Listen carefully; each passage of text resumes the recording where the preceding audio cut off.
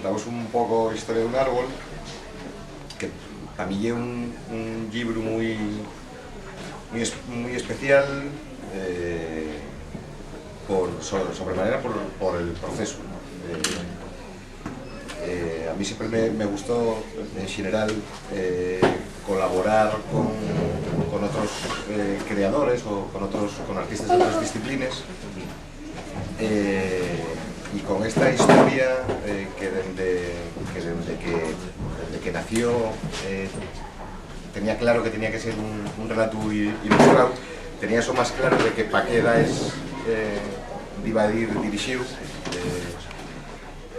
Pues fue una suerte encontrar a descubrir el trabajo de Fran, no solo por la calidad evidente, que eso ya cuando echéis un huello al libro y a este y al de Les Bruixes, a todo lo que ilustró ya está claro, esa calidad, sino por cómo entendió el proceso de hacer este libro de la misma manera que yo. Cómo se puede hablar realmente de una coautoría que no suele ser lo habitual en este tipo de proyectos, ¿no? Generalmente el escritor pone un texto que se manda a un ilustrador, el ilustrador dibuja, mándasela a la editorial y existe el libro, igual ni el ilustrador y el autor ni siquiera entraron en comunicación. A mí era un proceso que no me apetecía que fuera así. Yo creo que Fran entendió desde el primer momento la propuesta.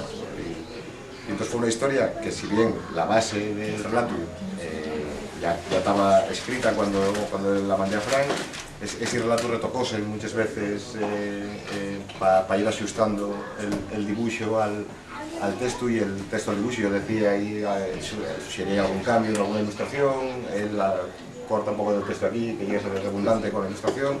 Entonces fue un proceso largo, de varios meses, pero muy satisfactorio desde esa perspectiva, ¿no? De que veías cómo con la intervención de los dos construíase el libro, ¿no? Ya os digo, desde esa perspectiva, y uno de los libros de los que más satisfecho estoy. Yendo un poco al contenido, al que quería contar con Historia de un árbol, tampoco lo tengo muy claro, más allá de la historia, ¿no? La idea para el libro surgió ahí muchos años, o sea, no hay una tontería, pero la primera vez que yo encuentro en un cuaderno anotado, yo creo que la frase literal era: el paisaje dice un cuento panenos, un árbol que vive al pie de un embalse, un árbol que vive solo al pie de un embalse, ¿no? Esa idea que ya tenía apuntada en un cuaderno desde ahí 12 años, que fue una visión saliendo del negrón de un árbol que me parecía que tenía una historia que contar. Tardé 12 años en encontrar la historia de ese árbol, ¿no? Pero siempre en esos 12 años siempre tuve esa idea en la cabeza, ¿no? Ahí había una historia, lo que pasa es que había que encontrarla.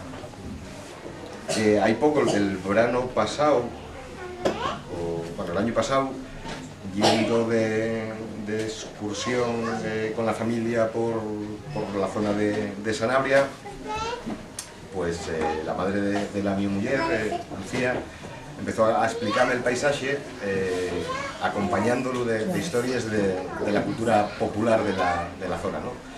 Entonces, claro, lo que me contaba tenía toda la magia de las historias populares, ¿no? De los relatos de tradición oral. Había neñes que se convertían en árboles, llobos que perseguían neñes en la nevada.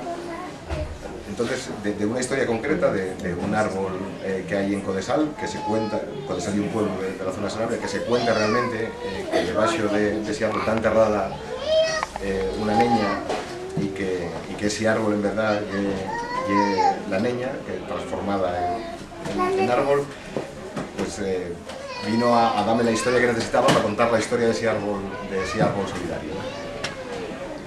No soy muy amigo de la fantasía, en general.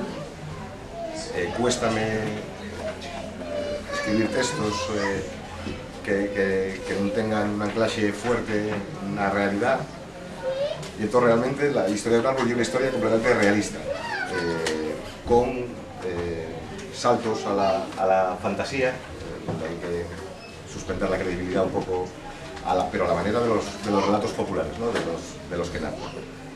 En verdad hay una historia cotidiana de una nena actual en un viaje normal de vacaciones con el padre y la madre, y en ese viaje es donde se meten estas otras historias fantásticas de niñas que se convierten en árboles, de niños perseguidos por viejos, que son los dos relatos que están dentro del relato principales.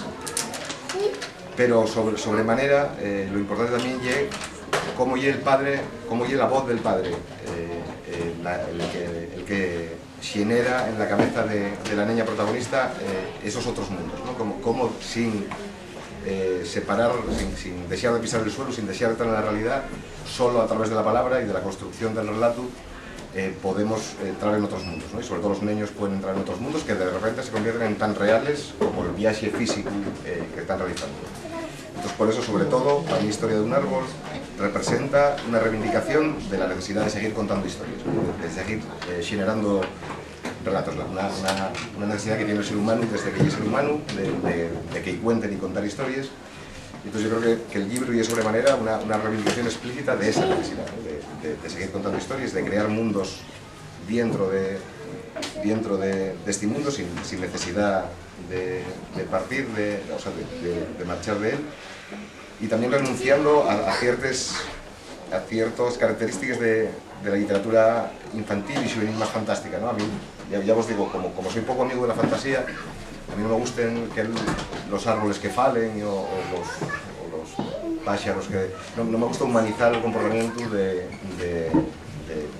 otras especies naturales, ¿no? Entonces por eso os digo que hay un compromiso, aunque la historia que se cuenta es la de una niña que se transforma en un árbol, el compromiso con el realismo yo creo que es total en el libro, ¿no? Y vaya rollo, y ya. Martín.